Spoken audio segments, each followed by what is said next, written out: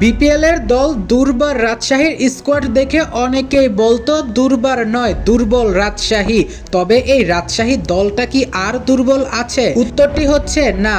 কেননা দুর্বার রাজশাহী এতদিন যদিও অনেক ক্রিকেটারের সাথেও কথা বলেছে, কিন্তু এবার পাকাপোক্ত সাইন ইন শুরু করে দিয়েছে বিদেশি ক্রিকেটারদের।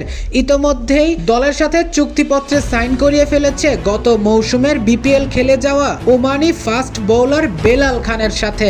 হ্যাঁ দর্শক, বেলাল খানের সাথে চুক্তিপত্র সম্পূর্ণ হয়েছে দুর্বার রাজশাহীর।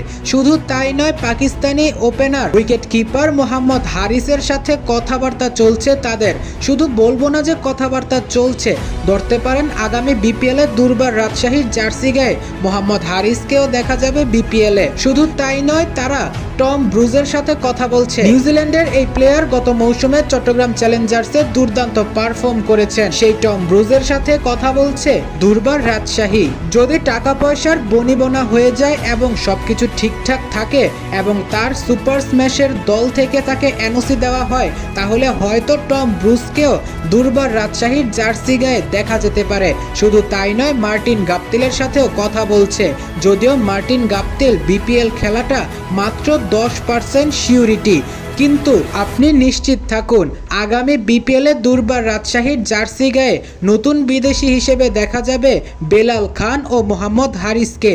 এবং সবকিছু ঠিক থাকলে টম ব্রুজকেও সেই একই জার্সিতে বিপিএল মাঠে দেখা যেতে পারে।